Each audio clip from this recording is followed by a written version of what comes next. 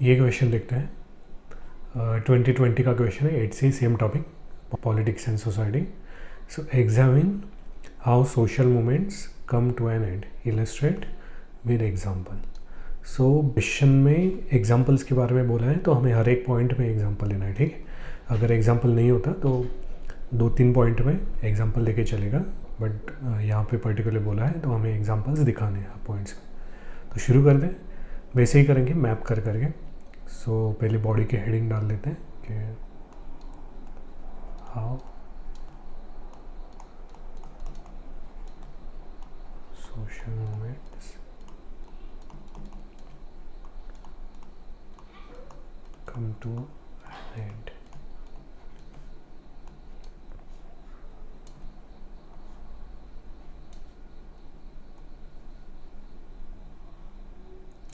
सो हमें ये फ्रेमवर्क समझते हुए देखे थे कि ये फ्रेमवर्क एक ऑब्जर्वेशन है कि सोशल मूवमेंट कैसे वर्क कर रहा है। ओके, सो ये स्टेप्स हैं सोशल मूवमेंट। अगर हर एक स्टेप को हम फेल करते गए तो मूवमेंट एंड होगी, ठीक। सो सिंपल मैप करते हैं। हमारा फिर फर्स्ट पॉइंट होगा collective action.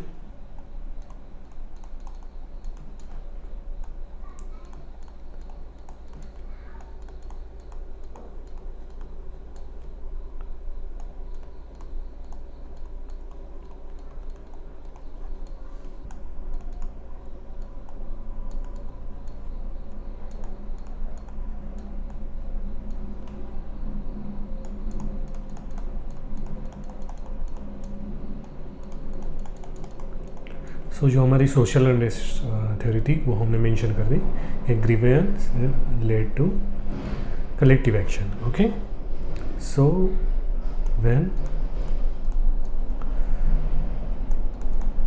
The sense of shared grievance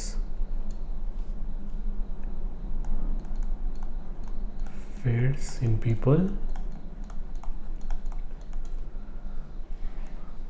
movement disintegrates. Okay, example,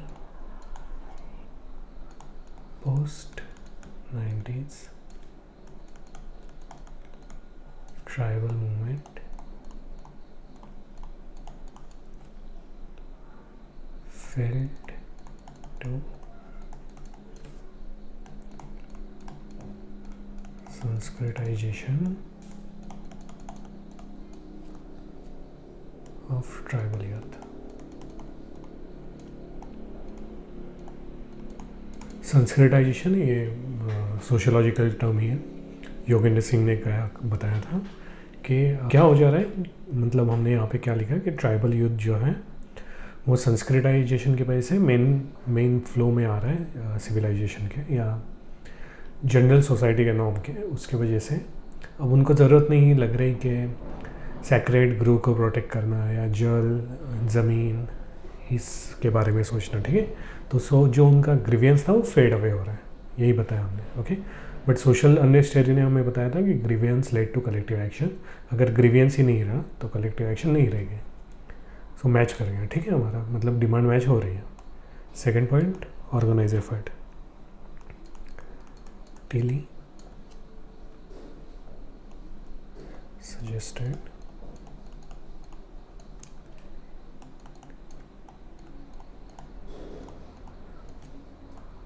in a resource mobilization theory that effective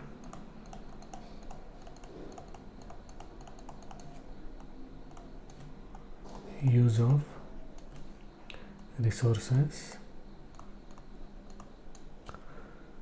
through organized efforts sustain movement। Okay, Tilly का use कर लिया हमने।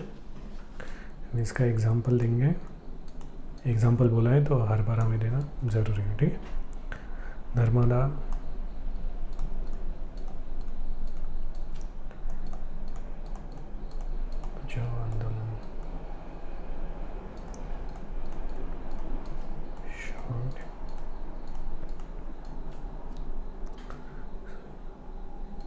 slowed after legal exhaustion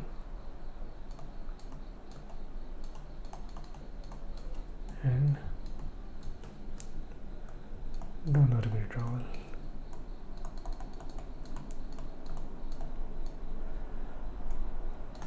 Okay, so third point अब ज़्यादा explain नहीं करेंगे, मतलब first question में कर दिए थे अच्छे से एक्सप्लेन, तो ज़रूरत नहीं है, मतलब जल्दी भी होगा, ज़्यादा PYQ हम कवर कर पाएंगे। समझ में तो आ रहा होगा, मतलब क्योंकि मैप तो यहीं पे रखा है मैपिंग के साथ कि कैसे हम कनेक्ट करें, और वही टर्म्स हम यूज़ करें जो पिछले क्वेश्चन में किए थे, कुछ अलग नहीं है, बस दोनों के बीच में जो क्वेश्चन का कंटेक्स्ट है वो डालते जाना है। Okay, third, shared ideology, attention deficit due to doom scrolling create shallow ideological understanding for new social movements. Okay, example,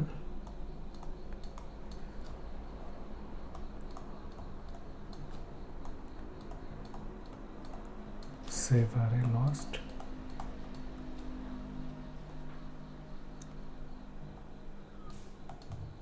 initial fraction due to limited media attention. Okay, बीच में हमने अराउंड 2021-22 में सुना था कि सेव आर मूवमेंट चल रही थी, अभी भी चल रही है, बट अभी इतनी न्यूज़ में है नहीं क्योंकि मीडिया अटेंशन हट गया। और मीडिया अटेंशन क्यों हटा? मीडिया चलती है TRP पे। अगर हम मतलब डूम स्क्रॉलिंग के वजह से जो यंग जनरेशन में या जेंजी में जो अटेंशन डेफिसिट का इशू है, उसकी वजह से एक ही चीज़ वो बार बार नहीं देखना चाहते, ठीक, इसलिए जो सपोर्ट है मूवमेंट्स को वो कम टाइम के लिए मिलता है, और ऐसा जब होता है, ये जनरल न्यू सोशल मूवमेंट में ही होता है, और ऐसा जब होता है तो मूवमेंट एंड की तरफ जाने लगती है, ठीक। Fourth, desire for change and resistance. So Smelser की थ्योरी जो हमने बोला था, generalise belief, स्मेल्सर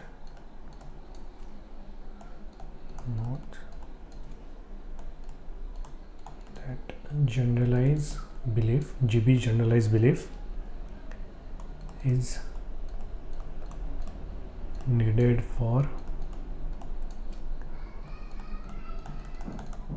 continuity of movement, resolution or policy absorption.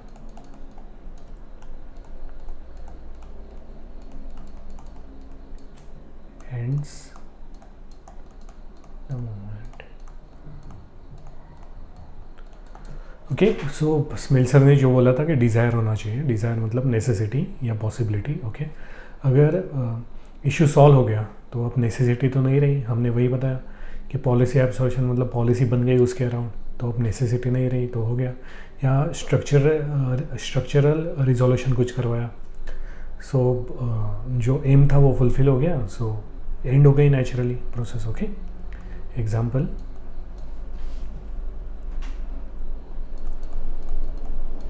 Tribal land demand,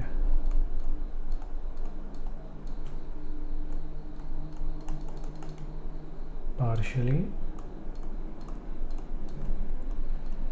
addressed via FRA 2006. Okay, so fifth point, non-institutional method. So हमने देखा था कि जो प्रोटेस्ट है उसमें नॉन इंस्टीट्यूशनल मेथड्स यूज होता है। प्रोटेस्ट इटसेल्फ एक इंस्टीट्यूशनल है, बट उसके अंदर के मेथड्स जनरली नॉन इंस्टीट्यूशनल होते हैं। ओके, बट अगर जो हम प्रोटेस्ट जिस चीज़ के लिए कर रहे हैं या जिस ऑर्गेनाइजेशन थ्रू कर रहे हैं या जो ग्रुप कर रहा है, अगर उसी ग्रुप का इंस्टीट्यूशनलाइजेशन हो गया तो फिर भी जो उसका एक रेडिकल एज होता है वो ख़त्म हो जाता है, और रेडिकल एज किसी भी मूवमेंट को आगे बढ़ने को एक फोर्स क्रिएट करता है। ठीक है, so institutionalization of movements use radical age which sustain them. Okay, example, women's movement institutionalized via national commission. Okay, जो वुमेंस नेशनल कमीशन बनी, अभी भी स्टैट्यूटरी स्टेटस है इसको, बट बन गई वो जो अभी वुमेंस मूवमेंट शुरू थी कुछ इश्यूज़ को लेके, तो नेशनल कमीशन पहले से बन गई जिसमें एक रिड्रेसल मैकेनिज्म भी है, आप कंप्लेन कर सकते हो वहाँ पे। ठीक है, तो ये इंस्टीट्यूशनलाइजेशन हो गया, इसलिए अब वुमेंस मूवमेंट इतनी नहीं दिखते। ठीक है, सो जब इंस्टीट्यूशनलाइजेशन हो जाता है किसी मूवमेंट का तो मूवमेंट एंड हो जाती है।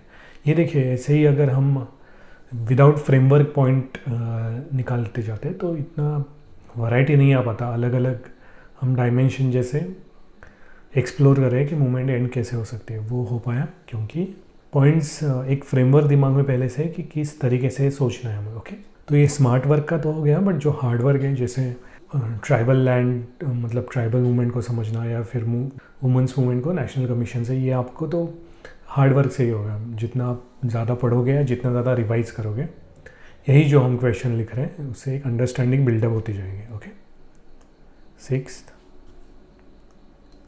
collective identity. So internal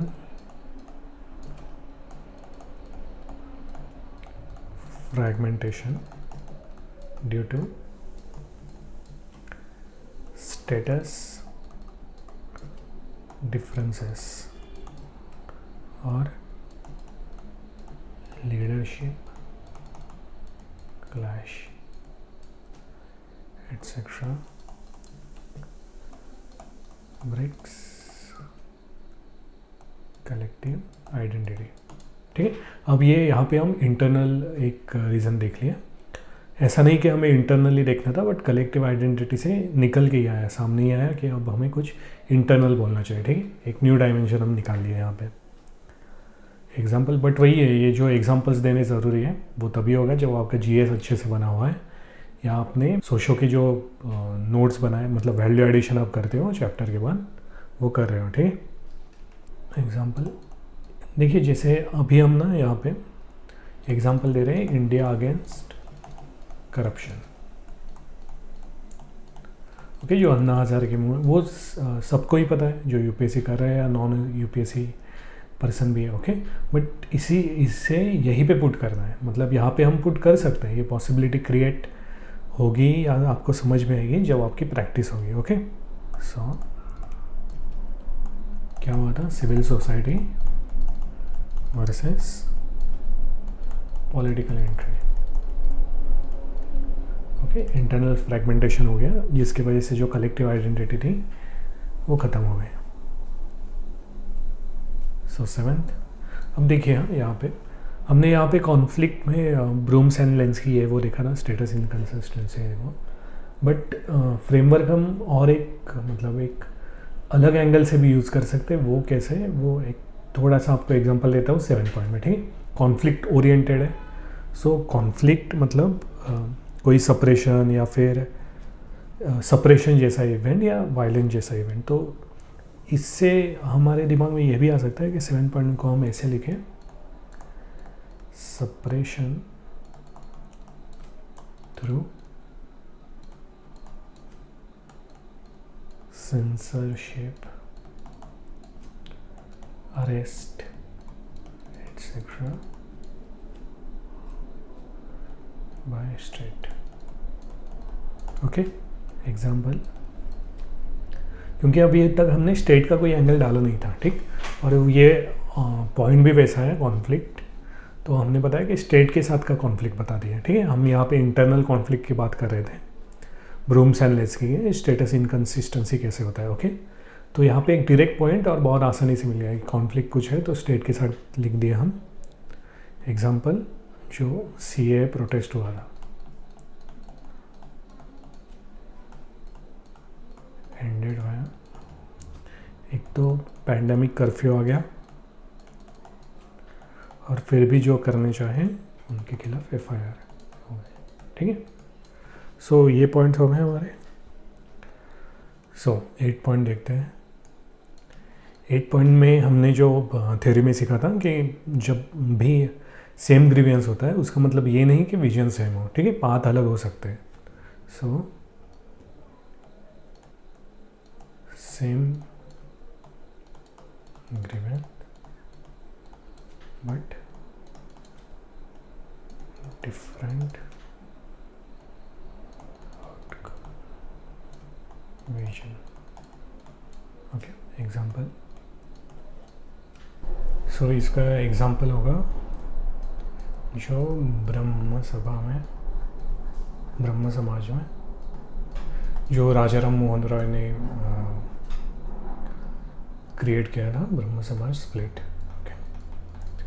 फिर इसके जो आ गए थे आदि ब्रह्म समाज या ऑल इंडिया ब्रह्म समाज, ओके, वो सब। सो 8 पॉइंट हमारे हो गए। 9th पॉइंट हम यहाँ नहीं लिखेंगे क्योंकि 9th पॉइंट हमारी, हम कंटिन्यूटी दिखा रहे थे, ठीक है, और यहाँ पे कंटिन्यूटी नहीं, ब्रेक का ये हो रहा था, ठीक। सिमिलरली 10 पॉइंट भी हम नहीं दिखाएंगे यहाँ पे क्योंकि हमारा एंड दिखाना है, हमें कंटिन्यूटी नहीं दिखानी है या इफेक्ट नहीं दिखाना है, ठीक है। सो हमारे टोटल 8 पॉइंट +1 इंट्रो +1 कंक्लूजन, सो 10 पॉइंट्स हो गए।